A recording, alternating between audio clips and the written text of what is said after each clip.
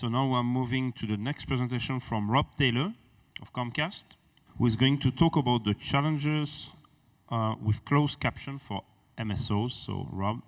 Hi, I'm Rob Taylor. My lightning talk is on closed captioning and our experiences with them at Comcast. Specifically, I wanted to talk about my experiences with our VOD ingest. This is our VOD ingest pipeline. We receive content associated with captions in two ways. The asset either comes in the caption already embedded, or the captions come separately contained in a sidecar closed caption file. We found that most of the closed caption related problems tend to manifest themselves in one of several ways. We can have problems with the timing of the captions. Individual captions can be delayed until they're no longer in sync with the corresponding audio and video. Individual caption blocks can be missing, and captions can be wildly skewed, starting up to an hour late, and thus not lining up at all with the content. We've seen issues where the captions are in sync but get truncated. This can happen once or multiple times throughout the asset. And then sometimes for an asset, the captions are garbled to the point where they're actually completely unreadable. There's instances where the captions show up fully formed, but are cleared off of the screen so quickly that they're difficult to read.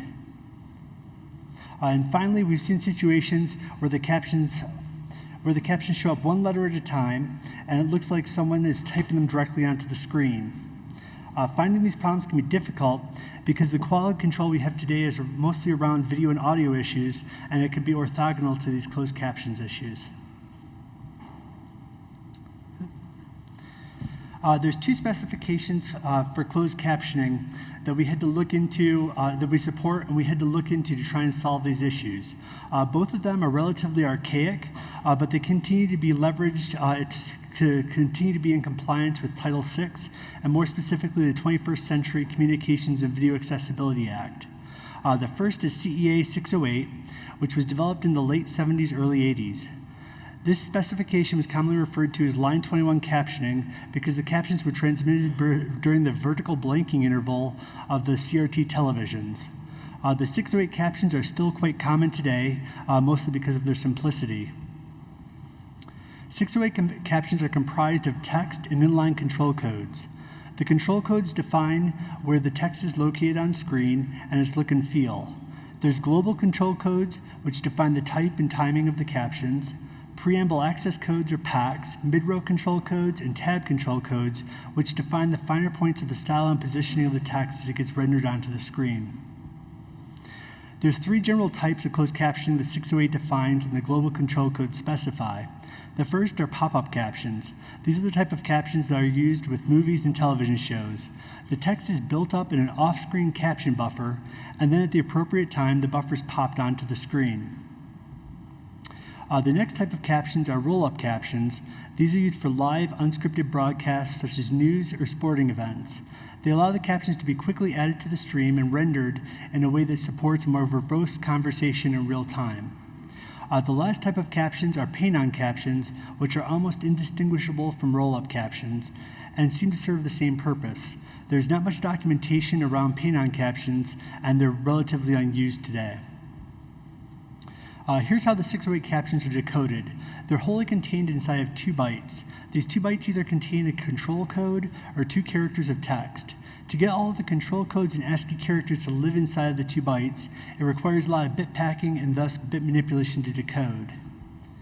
The newer closed captioning specification, which is called CEA 708, was developed for digital television in the 90s. It was mostly backwards compatible with 608, which it expanded upon. I added more closed captioning channels, more colors, different fonts, more windows, and effects that weren't previously available. To add all of the new features to 708, more caption codes were needed. The caption codes are also not confined to 2 bytes that are available in 608, which allows for more data to be included with each caption code. Having more bytes available made it easier to decode the 708 captions. To resolve the issues that we saw with captions, we wrote code that extracted, dissected, decoded, and displayed the captions inside of an asset. Using this, we were able to understand the problems that we were seeing and find the resolutions. We added code that detects the problems and then corrects them. We called this process normalizing the captions and added it to our workflow for VOD ingest. We found that apparently no one fully understood paint on captions, including the silicon manufacturers who made the chips that decode them. On several set-top boxes, having paint on captions would cause a variety of errors. Since no one understood the difference between the paint on captions and the roll-on captions, the solution to convert the former to the latter was simple, and it fixed the associated issues. A problem with PAP on captions is that if there's too little time between when the caption is painted on the screen and when it's cleared, it becomes difficult to read the content. We solved this by adding a minimum duration for these captions.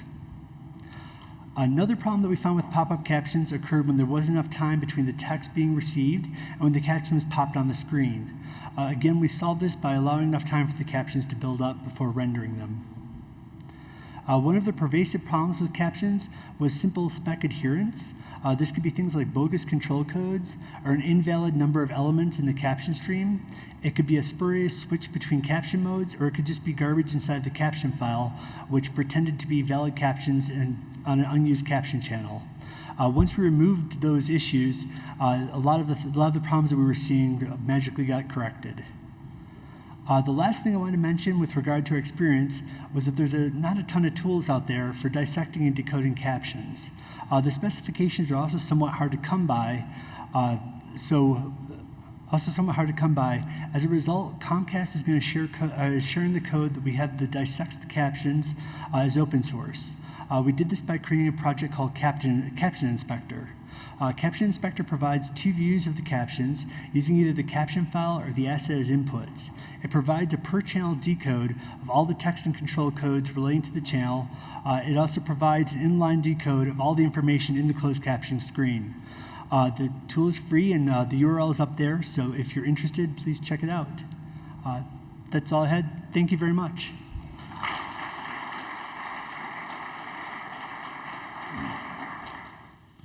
Okay, maybe we have, so you were quite fast. Sorry. Closed caption, no closed caption. Any questions on the subject? Yes? Do you have any plans to migrate into IMSC? So right now we don't. We've looked at the idea of doing migrations and using different mechanisms. Right now the problems that we were seeing weren't enough to justify that kind of lift and shift.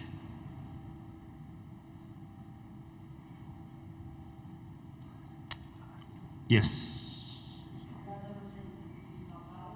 I'm sorry?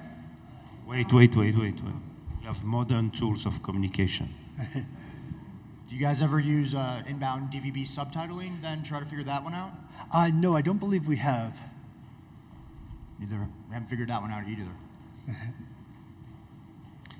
Maybe a question to share with our friends at Sky, DVB subtitle. Thank you very much, Rob. Thank you. And